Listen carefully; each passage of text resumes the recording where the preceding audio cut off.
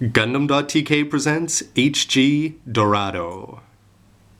Hey, what's up again, everybody? It's Robert124, 2Rs2B's Gundam Reviews.net, and today I couldn't be happier to bring you this review of the high-grade 1144th Dorado from the anime Gundam Age.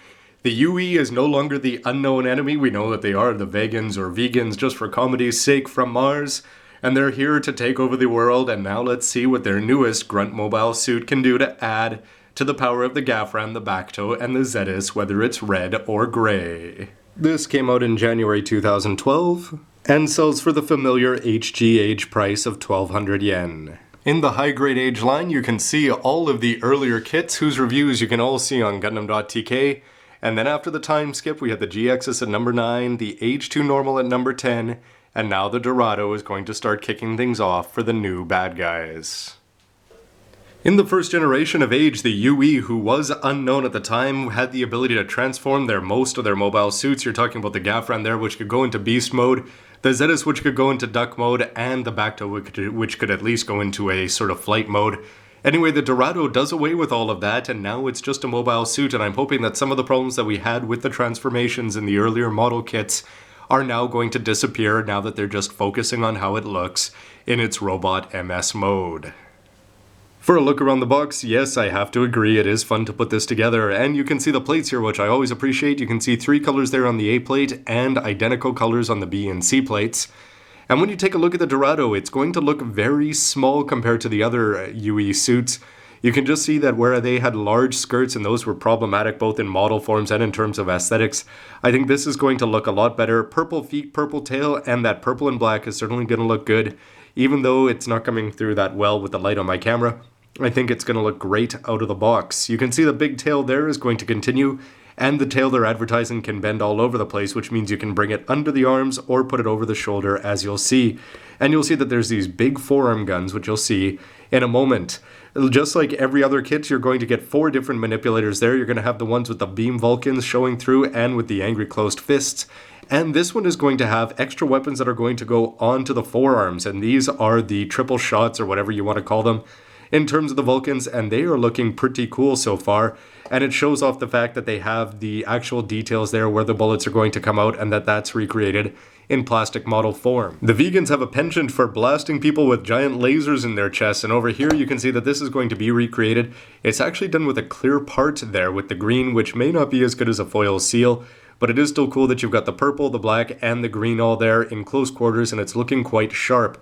And the head seems to be just a little bit better designed, I wonder, compared to some of the earlier ones. The green trademark eyes of the UE are looking very sharp, and there you can see those cool-looking forearm weapons.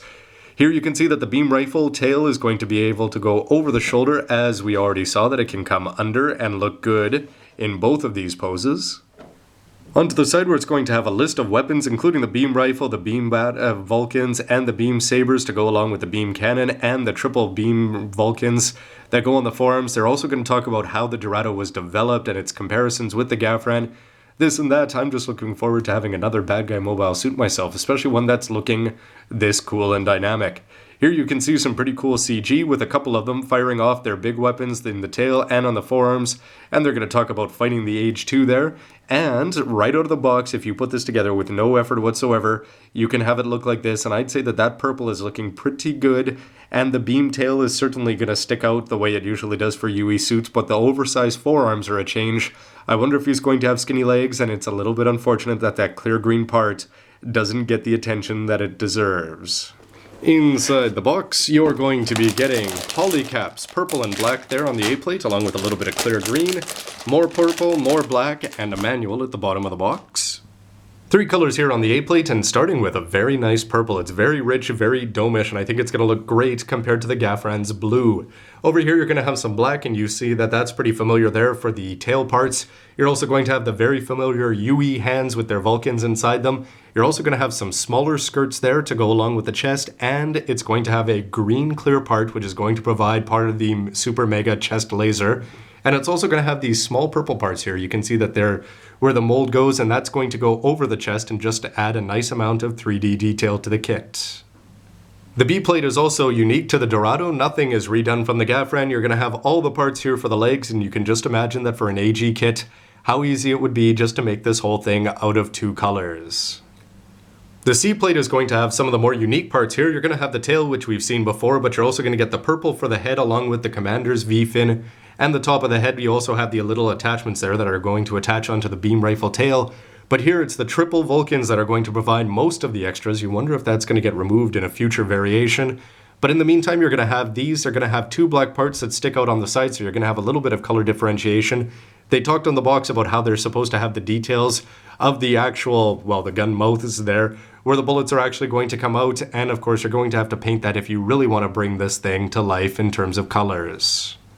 PC001 here for the polycaps with a little bit of extra there at the end, and for the seals themselves you're going to have the now familiar UEI there, just one piece that's going to fit on between two black parts, and you're also going to have these extra two little black parts which should add a little bit of color around the body. I really like that cover art that you can see both on the box and on the manuals there, and overall you're going to have some information, but no information about the actual pilots themselves. They're going to talk about the Dorado, they're going to show off the Gafram there in its beast mode, and they're going to talk about the Vegans and what they are, the Vegans I suppose, and a Space Fortress Ambat, or Full Armor Unicorn Gundam, which got pretty smacked down back in the first generation. Once you go inside, you're going to have a couple pages of color splash here. You're going to see some information about the two new characters that we've been introduced to in the second generation, Asim Asano and Zehart Galet. Looking forward to see how those two relationship plays out.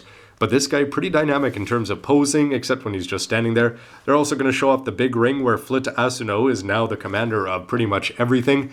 And they're going to show off the Federation suits down there. You've got the Age 2 Normal, whose review you can check out, the Double Bullet that'll be out to go along with the Genoese 2 and the Adele.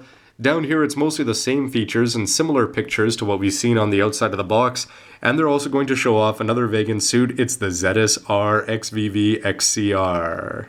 To the inside where you can just see those three simple plates, and after you put together the chest and the arms, the upper body and the legs, with no transformation to deal with, all you have to do is put together the beam rifle, which is on the tail, and it's got all those points of articulation, and it's going to show you that you can stretch it out in that one point and flip it over the shoulder.